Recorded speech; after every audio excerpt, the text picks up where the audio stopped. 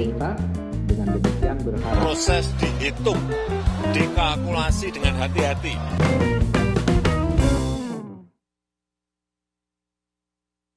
Oke, selamat bertemu lagi dengan Ori Channel, obrolan ringan seputar hal-hal yang ada di sekitar kita. Ada sebuah catatan besar hitam ya, dalam dunia sepak bola kita. Ya. Kita lagi asik-asik menikmati permainan timnas yang kemarin begitu bagus dan menghibur gitu loh. Ternyata dunia sepak bola kita harus berduka ya karena ada penonton atau penggemar sepak bola yang mati sia-sia. Kita akan memperkenalkan pada malam hari ini narasumber kita adalah Om Akbar seperti biasa, jurnalis yang juga praktisi PR konsultan ya. Dan penggemar bola, Pak. Oh, penggemar bola juga, bola bekel.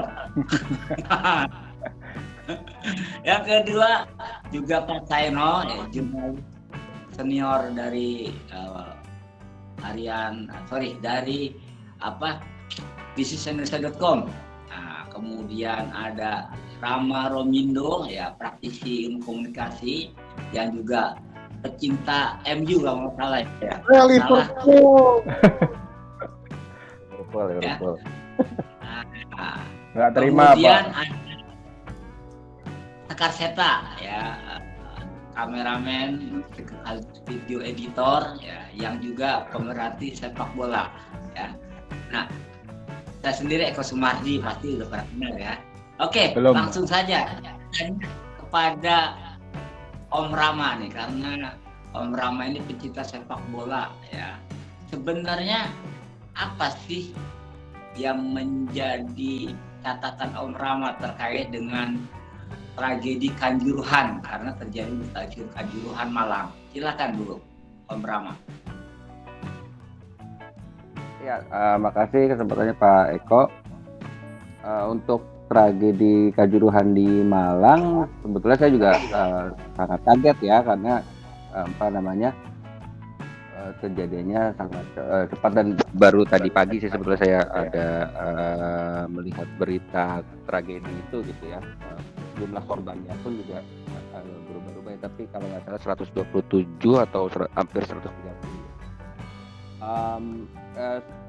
Sangat shock sih kalau untuk yang tragedi Kanjuruhan ini karena ya seperti tadi Pak Eko bilang, sebetulnya Indonesia sedang membangun sepak bolanya kembali dan juga tahun depan kita akan mengadakan event besar kan ya, Piala Dunia Under 23 dan pasti 20, kejadian ini 20. sangat memukul dan juga bisa berpengaruh terhadap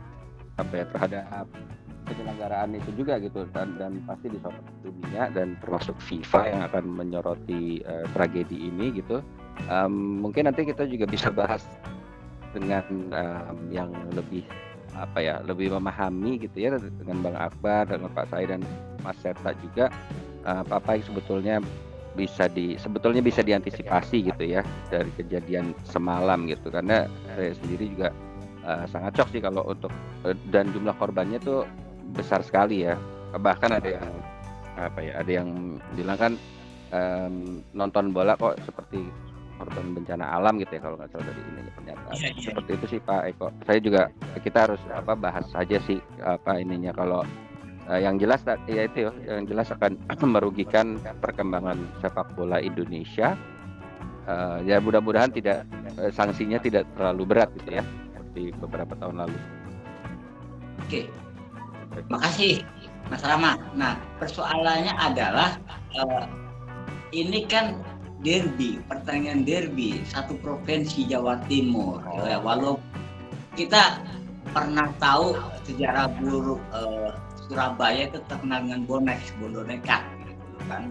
Setiap kali Persebaya main, Tuhan pernah terjadi beberapa puluh tahun lalu.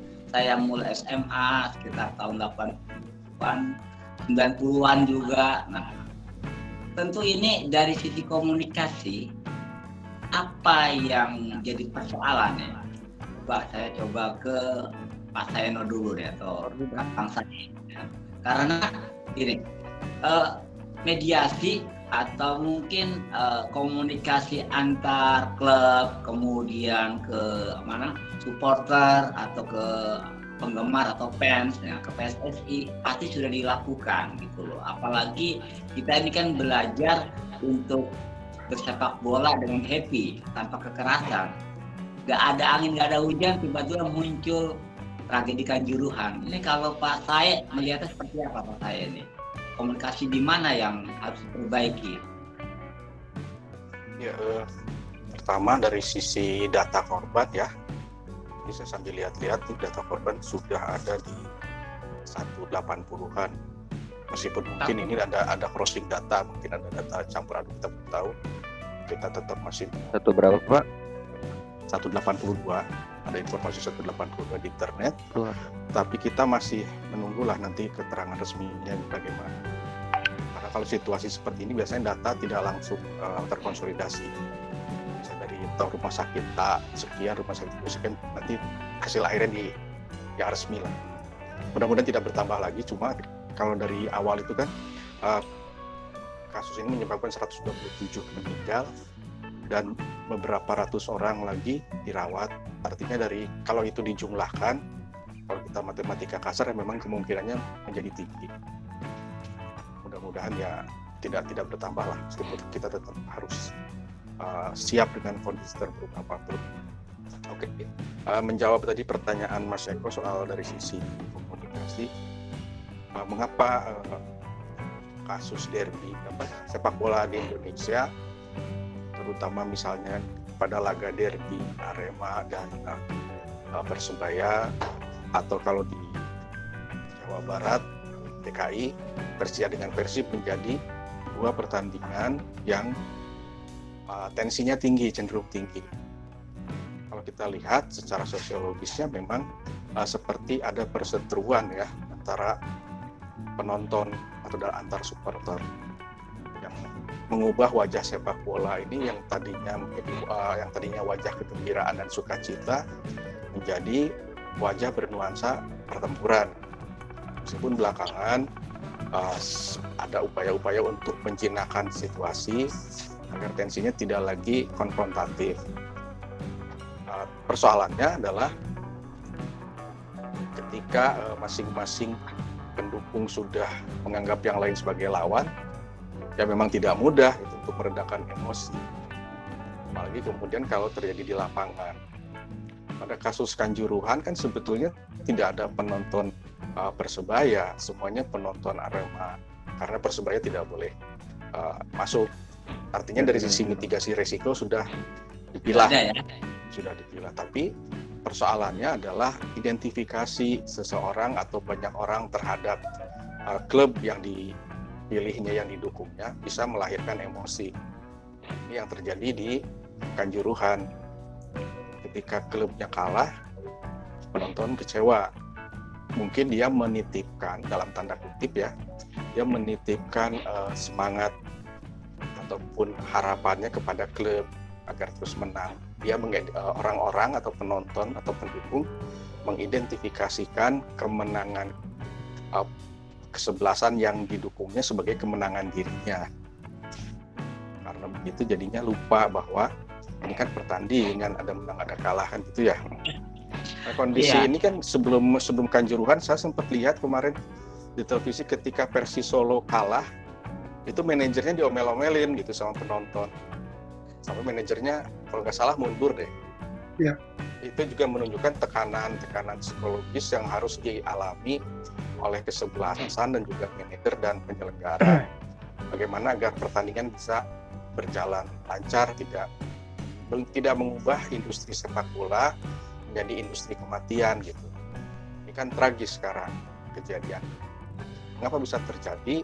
Banyak kemungkinan. Yang paling jelas ya berarti analisis dampak sebelum pertandingan dilakukan tidak berjalan dengan baik.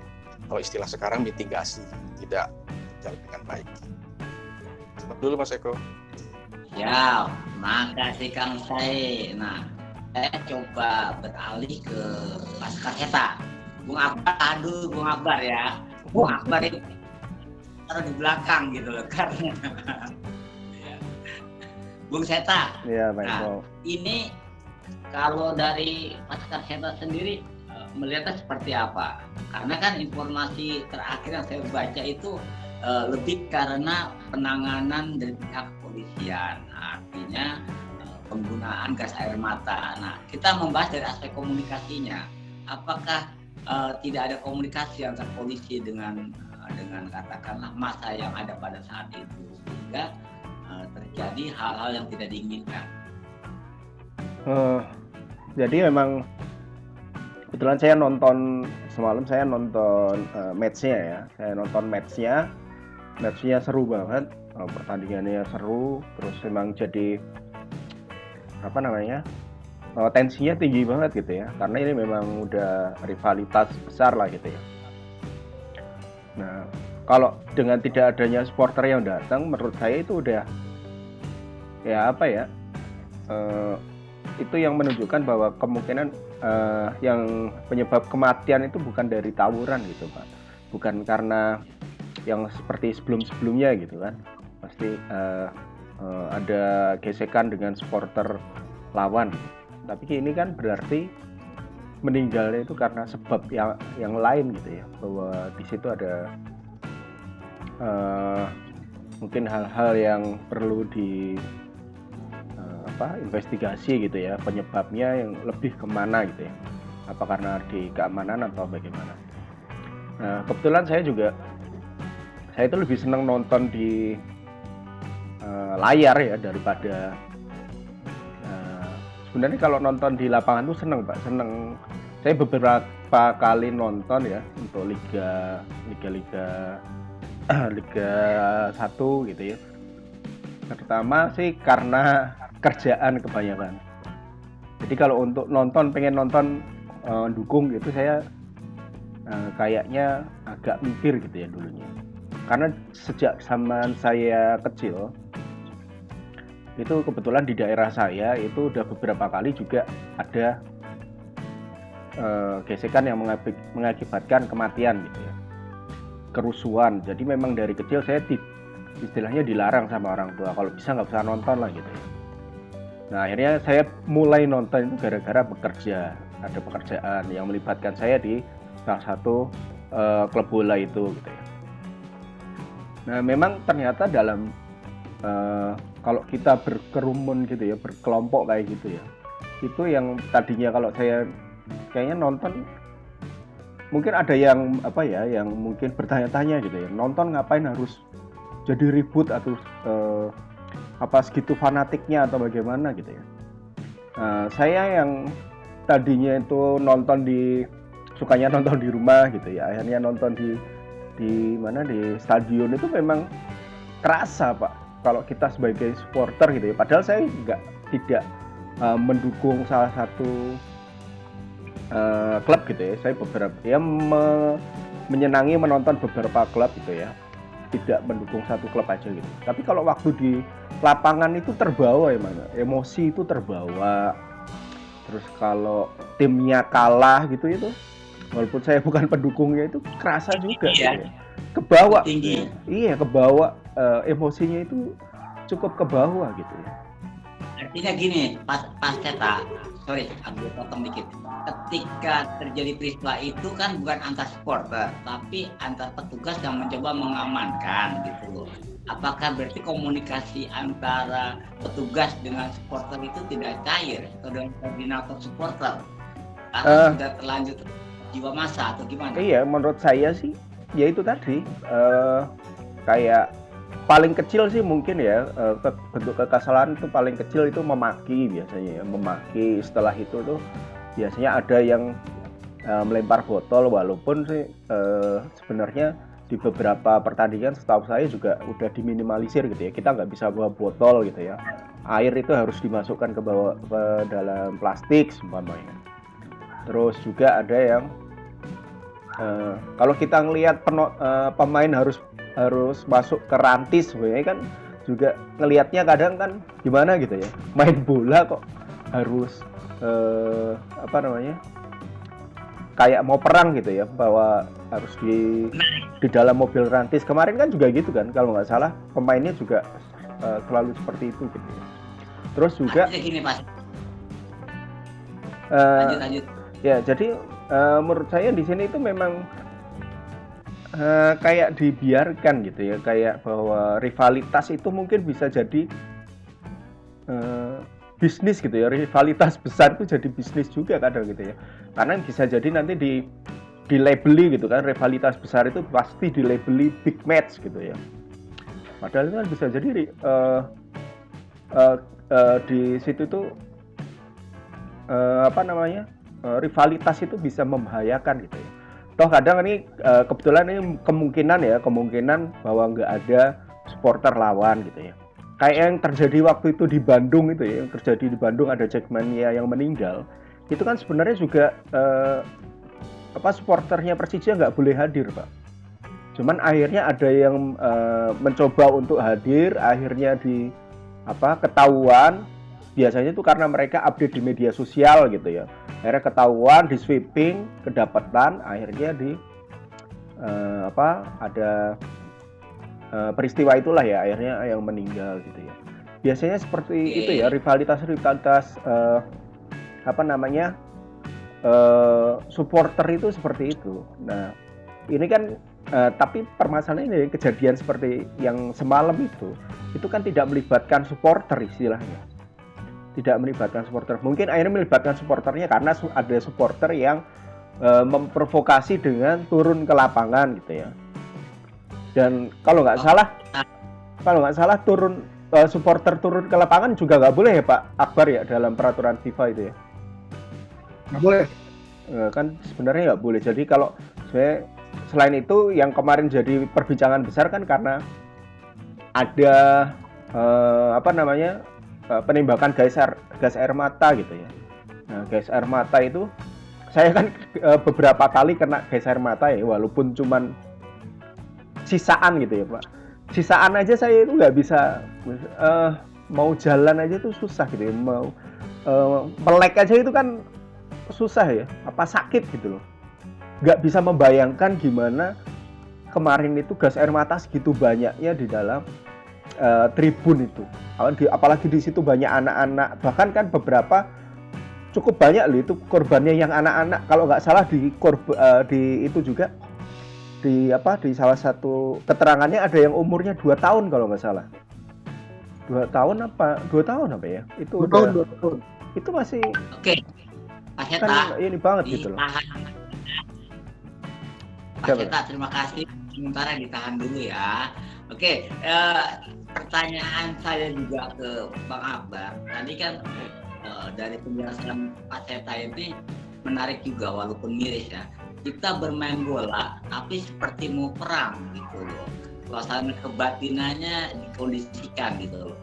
Dulu saya waktu remaja pemain sepak bola tarkam gitu loh. Bahkan ya bersombong beberapa kali merasakan atmosfer final itu seperti apa tarkam.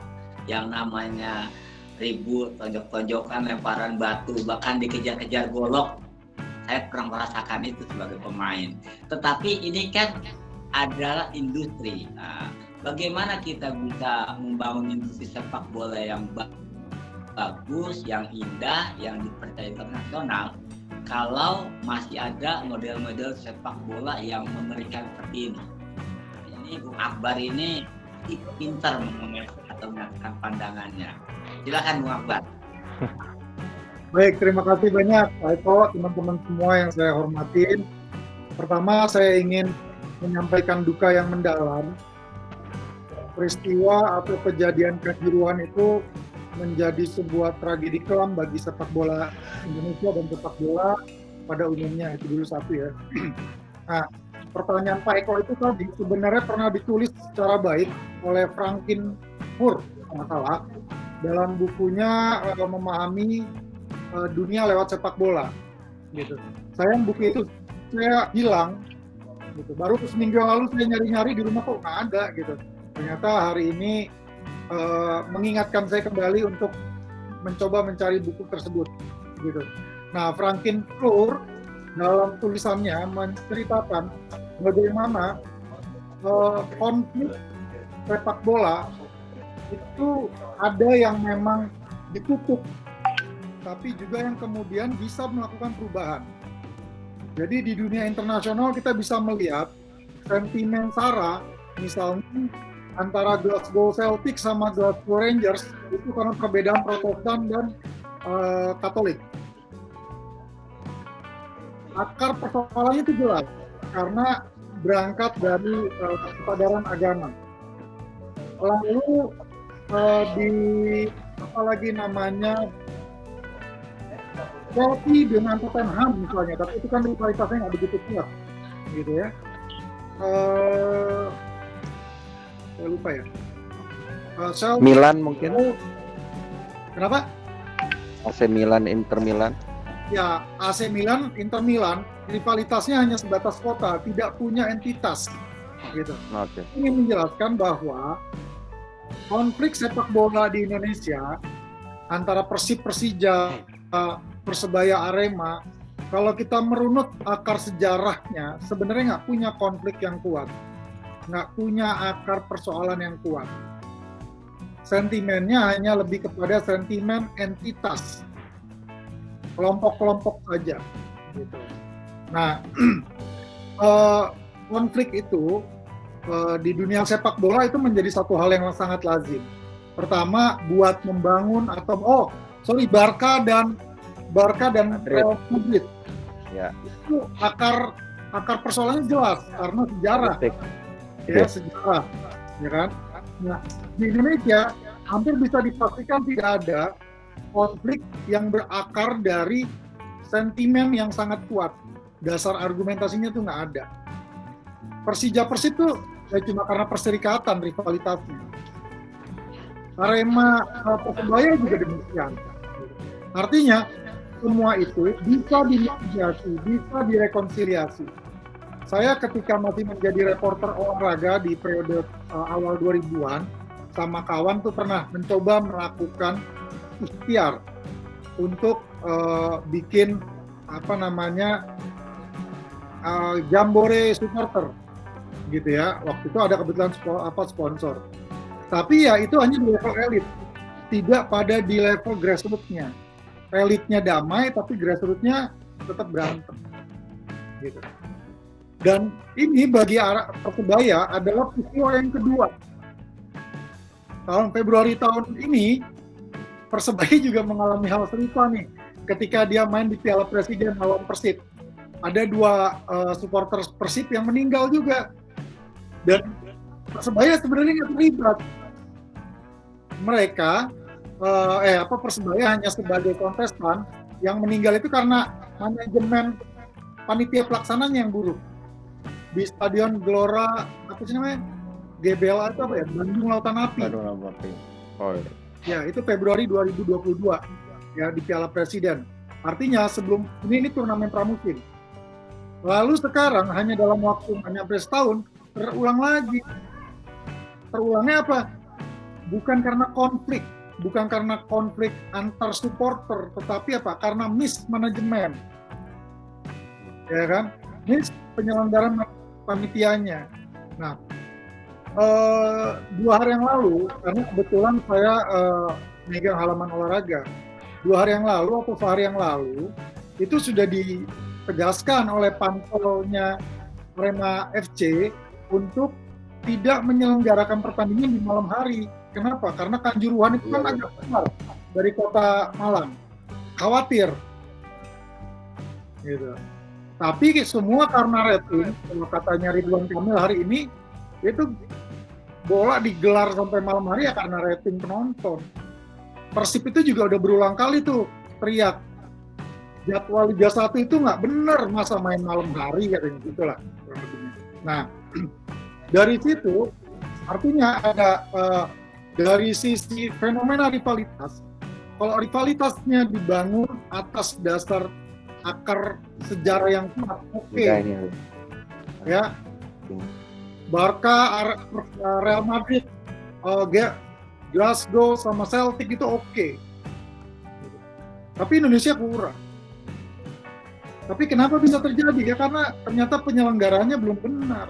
Nah, kalau saya melihat, kemudian adalah pasca tragedi. Kalau di final Liga Champion tahun kemarin ya, pas di Paris. Itu kan terjadi penumpukan, kemacetan tuh. Ketika penonton mau masuk final kemarin Liverpool ya, Liverpool Madrid. Liverpool Madrid. Itu penonton Liverpool telat masuk ke dalam stadion, bukan Parc des Princes loh. Itu di luar kota Paris. Ya kan, pertandingan final ditunda itu untuk pertama kalinya sejak menjadi Liga Champions. Tapi ada satu hal yang menarik.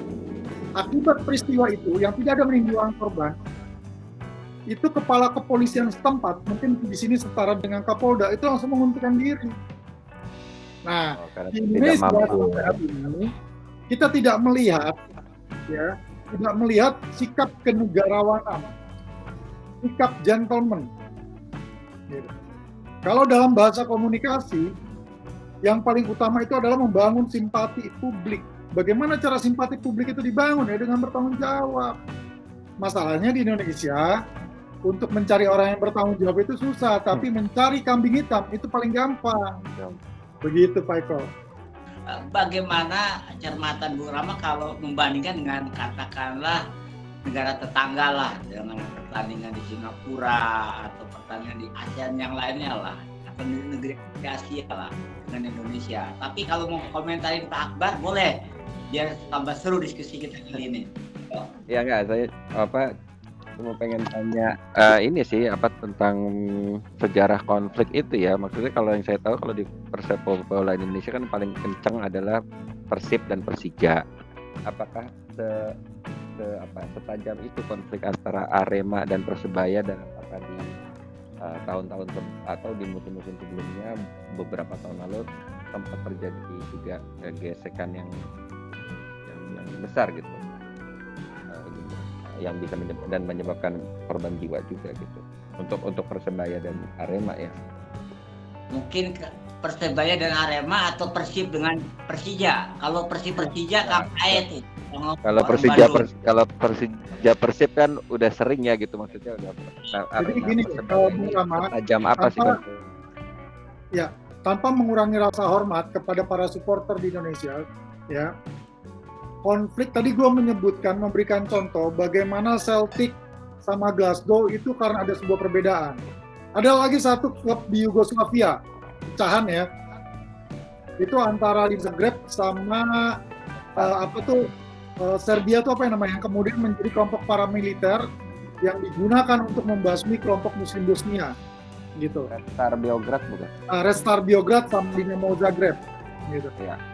Mereka itu adalah perseteruannya tuh punya ideologi, punya makna, punya gengsi. Di Indonesia, konflik-konflik antar klub sepak bola, ya, itu hampir bisa dipastikan sangat minim akar konfliknya. Konfliknya memang lebih kepada pride entity, kebanggaan identitas. Misalnya kayak fanatisme. Fanatisme. Kayak yang ada di mana? Yang ada di Irlandia kan juga sama begitu juga karena fanatisme. Real Madrid juga karena fanatisme ketika pangeran siapa itu dibunuh kan, gitu ya. Ya. Kalau Real Madrid kan jelas dulu memang dari dulu sampai sekarang masa mereka jelas gitu karena Barcelona Baskis gitu dan Real Madrid Katalan. mewakili kerajaan Katalan. Kalau Barcelona kan itu memang pengen merdeka sendiri dan itu jadi perwakilan Barcelona mewakili lah Baskis itu untuk merdeka dan itu dari mulai Jenderal Franco kalau nggak salah kan ya. Madrid menganiaya lah gitu dalam sebutannya menganiaya Barcelona di salah satu pimpinan dari pejuang Katalan kelompok Bas. Nah, tapi satu hal yang saya terlupa adalah ini. Dalam bukunya Franklin Moore itu yang pernah saya baca, ada sebuah transformasi yang luar biasa ketika masuknya uang dari dunia luar, ketika globalisasi masuk ke industri sepak bola Indonesia kepada industri sepak bola Eropa. Itu terjadi pada Chelsea. Chelsea itu dulu adalah akarnya hooligan Inggris. Jadi ada satu orang hooligan Inggris, dia itu adalah agen MI6. Kerjaannya setiap akhir pekan cuma untuk mukulin orang. Dia datang ke stadion Stamford Bridge, dulu belum seperti yang sekarang ya, udah begitu megah. Itu dia cuma setiap akhir pekan cuma untuk mukulin orang. Dan orang yang dia cari itu apa? Kelompok Yahudi yang diwakili oleh Tottenham. Gitu. Nah, ya, itu jelas ada etnis ya di situ. Ketika mulai masuk aliran dana global, ya, terutama ketika Abramovich masuk, itu Chelsea berubah. Gitu. Nah, Indonesia sebenarnya belum mampu melakukan transisi menuju globalisasi industri. Kenapa? Karena rata-rata klub sepak bola, terutama yang di level teratas ya, di kompetisi Kasta pertama, itu adalah klub yang masih dikelola oleh plat merah. Sekarang ini di klub divisi 1 Liga 1 itu hanya beberapa klub saja yang sudah dijalankan dengan pengelolaan manajemen swasta yang baik. Bali United gitu ya, Dewa United, Persib gitu, Borneo FC, yang lain-lainnya itu masih sebagai masih secara ini plat merah. Belakangan ini masuk Rans gitu. Bayangkara. Kenapa? Bayangkara juga Bayangkara plat merah ya. Arema FC sendiri sebenarnya juga sudah dipegang sama Juragan 99 secara pendanaan. Tetapi persoalannya adalah ya manajemen. Ya kan kalau kita kembali lagi pada tragedi Kanjuruhan, pertama tiap penyelenggara baik pantolnya Arema FC maupun PT Liga Indonesia sebagai operator kompetisi itu gagal dalam mengantisipasi risiko yang tadi dibilang sama Pak D di awal, Pak Deseno di awal. Pertandingan di malam hari di luar kota itu sangat beresiko tinggi lah. Dan itu sudah diteriakan. Begitu. Oke, Bung Akbar. Makasih pandangannya yang tajam dan bernas. Gini, kalau Om Rama gimana? Om Rama ada yang ingin ditambahkan atau mungkin ada yang ingin disampaikan? Tadi kan pertanyaan saya ke Om Rama kan penggemar klub asing, katakanlah MU atau apa tadi saya. Nah, mungkin nggak kita ada semacam buat studi banding ya, supporter terutama untuk membina supporter supaya mentalnya tuh bersepak bola bukannya brutalika ya, bukannya vandalisme, tapi sepak bola itu adalah sebuah jadi gaya hidup ya, jadi lifestyle, sehingga yang menikmati sepak bola itu nggak takut, bahkan mungkin istri kita ya kan, mungkin anak-anak kita yang cewek bisa nonton sepak bola dengan nyaman dan indah. Gimana tuh, Om Rama? Oke. Baik Pak Eko. Mungkin saya cuma bisa sharing ya pengalaman sendiri. Pada saat di Jerman, saya nonton Hertha Berlin versus Bayern Munchen. Itu saya bukan rival sebetulnya, karena levelnya juga jauh gitu. Tapi yang perlu dicermati juga memang ini ketertiban dan juga pengamanan dari pihak pengamanan dan juga sikap dari supporter gitu. Seperti kita tahu kalau orang Eropa ya minumnya kencang gitu ya, minum alkohol, minum bir segala macam, tapi tetap mereka bisa mengendalikan, dan yang saya lihat koordinator supporternya itu sangat bisa mengendalikan situasi gitu. Jadi walaupun ya pasti ada friksi, ada teriakan gitu ya, terutama karena tuan rumah pasti akan berusaha untuk membela timnya gitu ya, untuk menekan tim lawan gitu maksud saya. Tapi itu tadi maksudnya ketertiban terus pengamanannya itu benar-benar dijaga dan juga dibantu oleh koordinator dari supporter. Itu sih yang saya alami ya waktu itu, walaupun saya cuma nonton 1-2 pertandingan ya itu sih. Dan tadi yang seperti dibilang Bang Akbar juga, kalau tadi balik lagi ke kasus di Malang, itu dibutuhkan sikap gentleman itu sih sebetulnya. Kayak kita tahu kalau susah untuk mencari yang bertanggung jawab gitu ya, tapi paling enggak apa tadi, setelah kejadian harus benar-benar segera untuk diberikan kejelasan dan juga ada yang bertanggung jawab gitu untuk lebih menenangkan situasi gitu ya, Pak ya mungkin ya. Begitu kejadian, Bupati Malang sudah menyatakan semua biaya medis segala macamnya perawatan itu ditanggung oleh dana APB Pemda Kabupaten Malang. Menurut saya itu sudah bentuk komunikasi yang bagus untuk menenteramkan keluarga korban sebagai pihak. Tetapi itu belum cukup.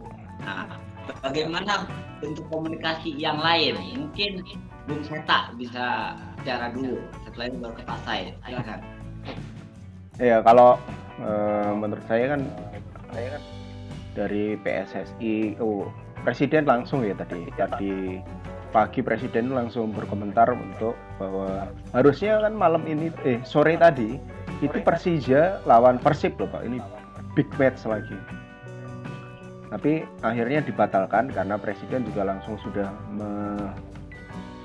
memberikan arahan gitu ya, memberikan arahan bahwa ini harus dihentikan dulu, semuanya diselidiki dulu. Akhirnya kalau nggak salah diambil seminggu ya, kalau nggak salah diambil seminggu ya. Tapi harusnya ini kan diselesaikan dulu ya, kayak semuanya harus jelas dulu gitu. Mungkin yang disampaikan kayak Pak Akbar tadi bahwa mungkin yang bermasalah di sini tuh manajemennya gitu ya. Manajemen kayak itu selalu kayaknya jadi permasalahan gitu Pak. Untuk yang masuknya susah, keluarnya susah, itu kan membahayakan juga ya. Terus kayak sebenarnya kayak penggunaan gas air mata di dalam pengamanan bola itu kan juga udah dilarang FIFA ya, karena udah ada waktu itu kalau nggak salah karena yang kejadian di Afrika atau Peru Pak, yang kejadian paling banyak. Afrika. Terakhir kali itu Afrika tahun 2000 berapa gitu. Ya, karena akhirnya itu udah bahwa nah, itu bahaya banget ya. Maksudnya penggunaan gas air mata itu bahaya gitu. Itu kan bagian dari manajemen juga ya. Maksudnya dalam manajemen pengamanan atau bagaimana. Nah, yang malah tadi di sosial media itu banyak sayangkan juga bahwa sepertinya kayaknya ini juga banyak yang mencari kambing hitam yang dibilang Pak Akbar tadi ya, bahwa mungkin sebaiknya kan itu dilakukan investigasi dulu gitu ya, biar jelas permasalahannya apa gitu ya. Ya walaupun seperti tadi di awal saya bilang bahwa menembakkan gas air mata itu nggak boleh gitu ya, udah dilarang sama FIFA. Terus tapi juga supporter turun ke lapangan itu juga nggak boleh gitu ya, bahwa itu harus disadari bersama gitu ya.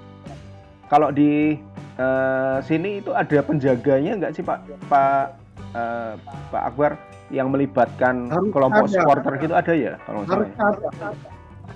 Kalau nggak salah kan kayak kelompok-kelompok supporter itu juga punya pimpinan-pimpinan yang biasanya mereka juga bisa diandalkan untuk meredam hal-hal seperti itu gitu ya. Harusnya kan kayak gitu. Dalam teori kerumunan biasanya kan hal yang dalam sebuah kerumunan itu mudah dipengaruhi gitu ya. Kerumunan yang besar itu mudah dipengaruhi gitu ya. Mungkin kan biasanya dalam sebuah kelompok supporter itu ada orang-orang yang memang istilahnya didengarkan suaranya, terus mungkin bisa dimanfaatkan untuk melakukan tindakan-tindakan preventif yang kayak gini gitu ya. Nah, komunikasinya itu mungkin antara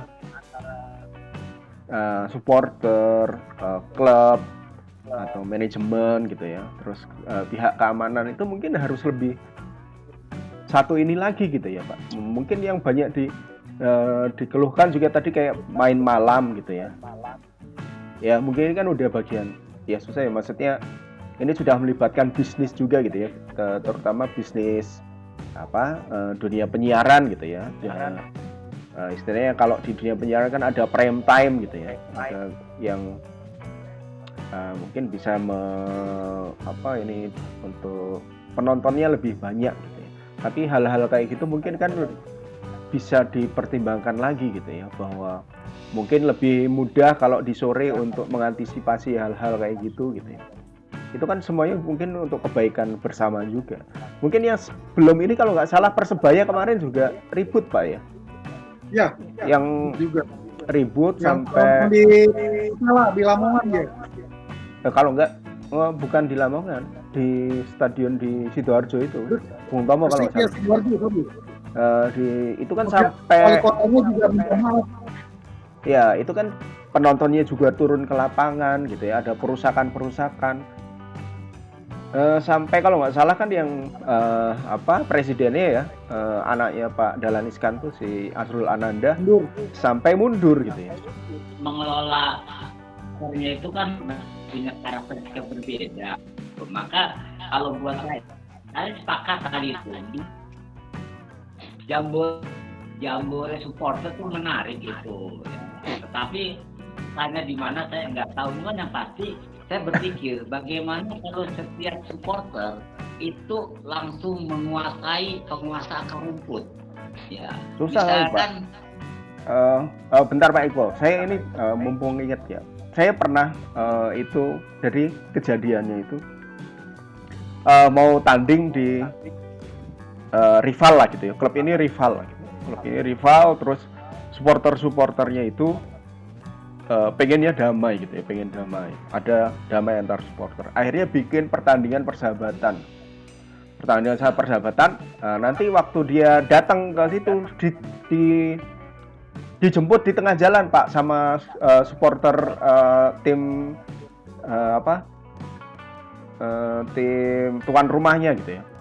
Dijemput di tengah jalan, ada kayak prosesi gitu ya, bareng-bareng. Akhirnya si kedua supporter itu dari tengah jalan ke stadion itu bareng-bareng Pak.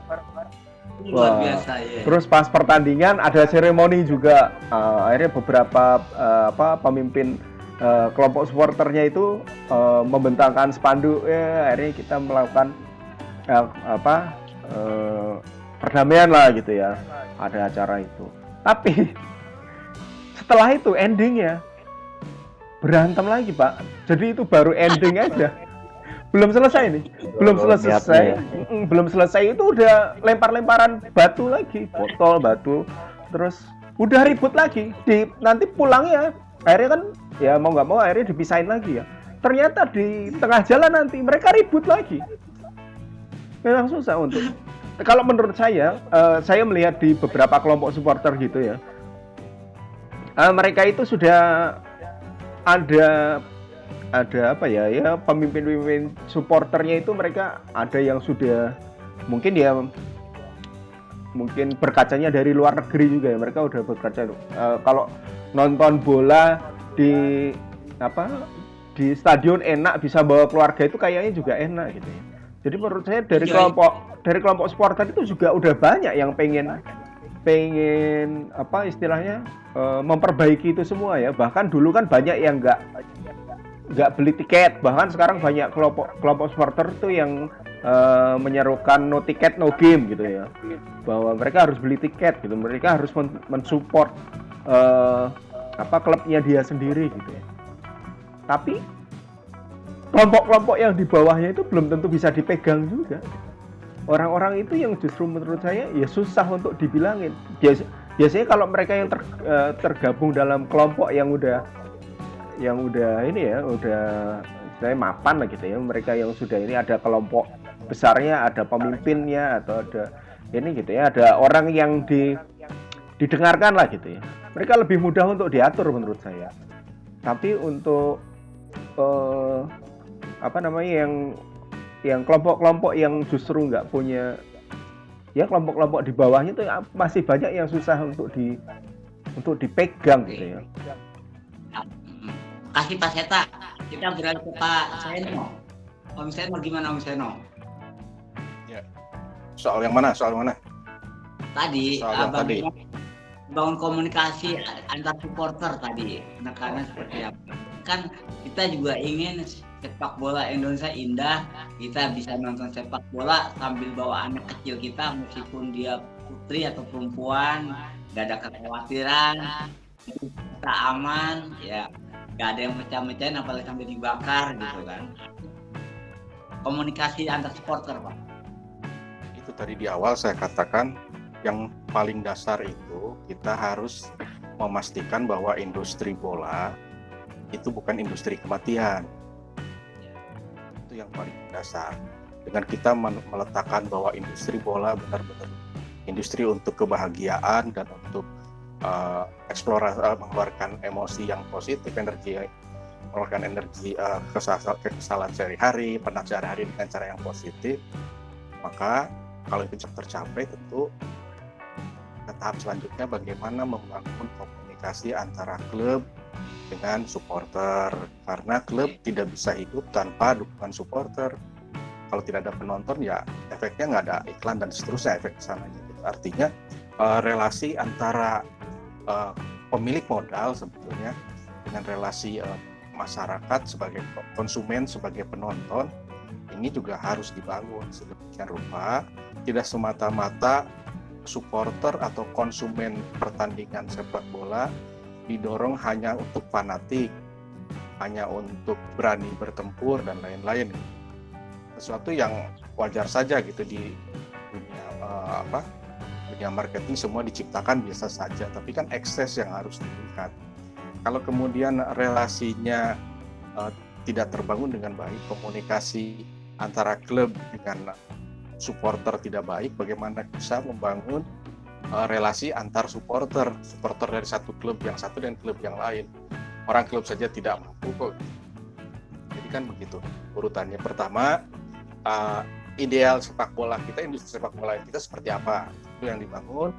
Kemudian membangun relasi supporter, kemudian kesananya bagaimana supporter dengan supporter bisa terbangun komunikasi yang baik, sama-sama melihat bahwa ini sebuah pertandingan bersama.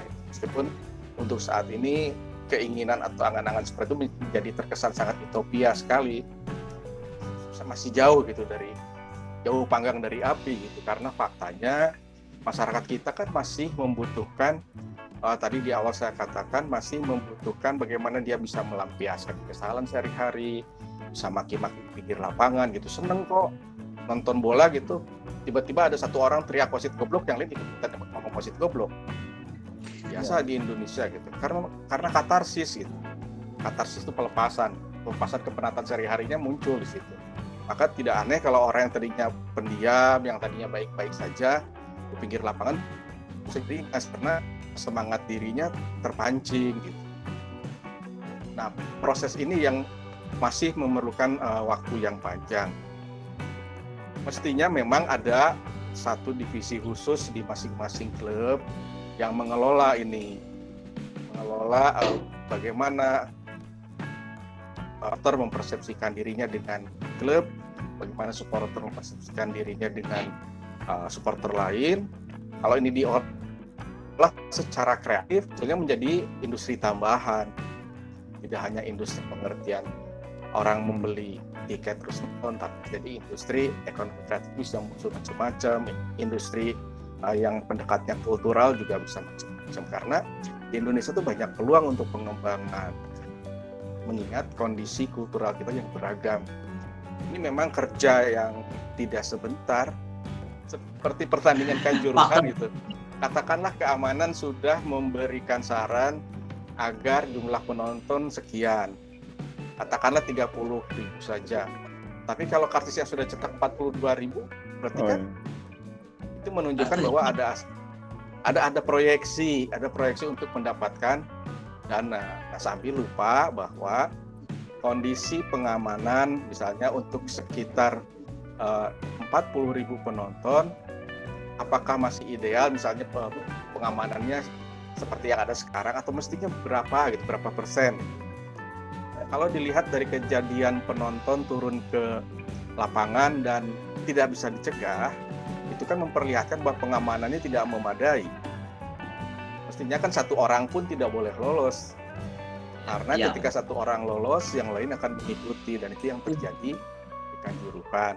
Setelah satu orang tidak bisa ditangani, kan ada SOP lanjutan, penanganannya seperti apa. Ketika SOP lanjutan dilakukan, misalnya dengan penembakan gas air mata, menimbulkan kepanikan. Sementara cuma ada satu titik yang bisa dijadikan tempat untuk evakuasi. Padahal rumusnya pengamanan diri itu siapapun dimanapun yang harus dicari adalah pintu keluar.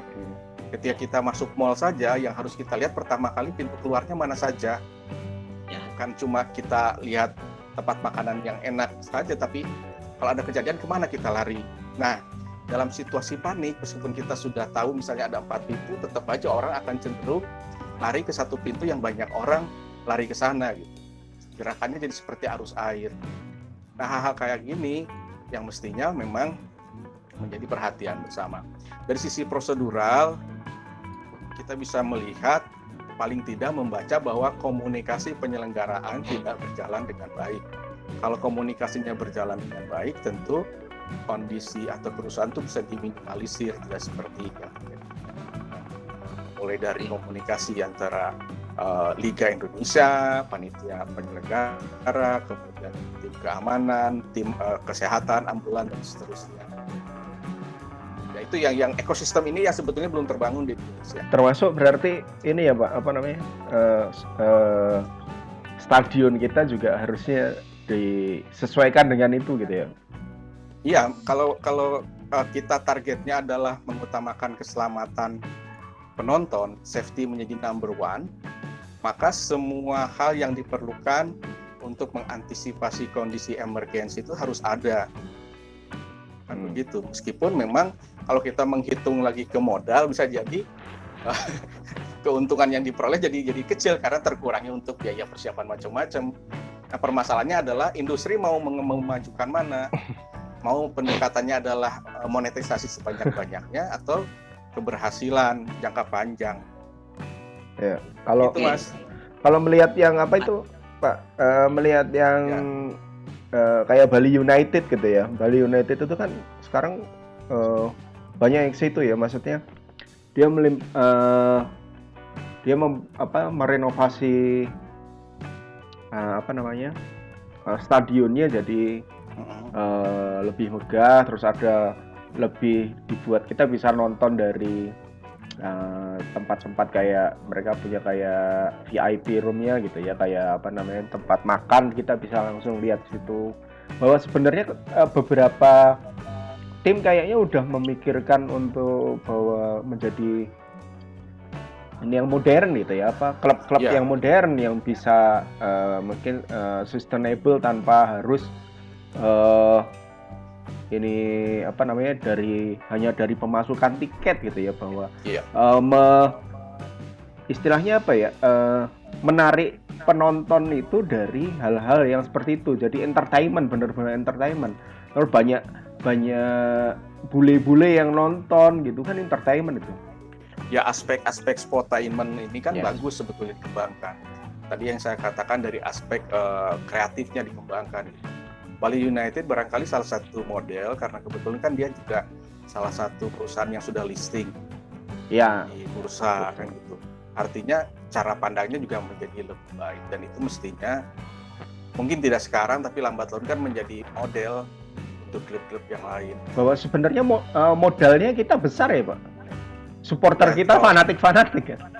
Ya, dari sisi supporter kan gampang sebetulnya. Setiap klub itu punya supporter yang fanatik, dan supporter fanatik kan tidak sayang keluar duit. Iya.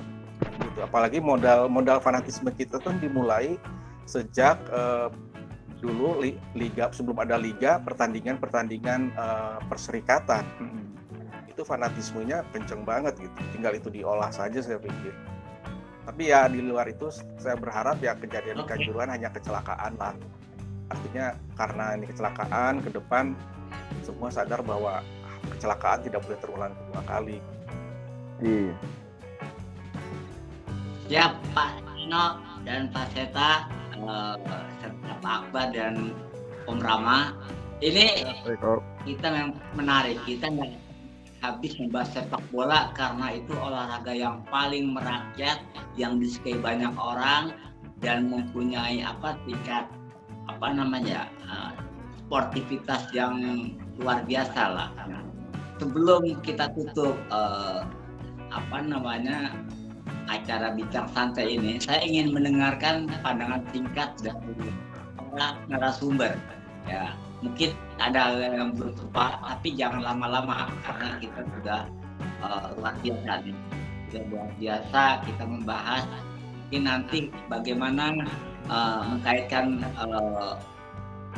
sepak bola, olahraga sepak bola menjadi sebuah komoditas pariwisata seperti yang dilakukan Bali United segala macam, sesuatu yang menarik karena kan memang industri sepak bola kita memang harus menghasilkan uang kan?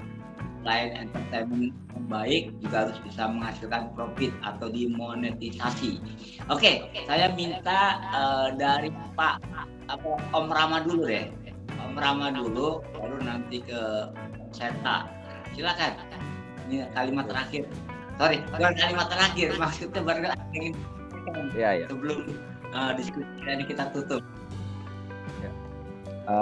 Ya, dari saya sepak bola tuh udah mendarah daging ya buat orang Indonesia, udah jadi tradisi dan dari Sabang sampai Merauke pasti sangat suka sepak bola. Dan yang paling penting sebetulnya tadi yang udah dibahas juga dari Pak Said, Bang Akbar, Mas Seta, tentang keamanan sih. Kalau udah nyaman, orang aman datang ke stadion, bisa bareng keluarga, itu juga bakal berpengaruh besar terhadap industri sepak bola. Yang penting aman, nyaman, tenang buat nonton sepak bola gitu. Karena kalau seperti ini kan jadi mengerikan gitu ya. Jadi orang juga jadi pada takut ke stadion gitu. Itu yang paling penting sih tentang keamanan dan juga komunikasi tadi antar klub dan para supporter supaya bisa berjalan baik dan menghindari kejadian tragedi serupa di masa depan.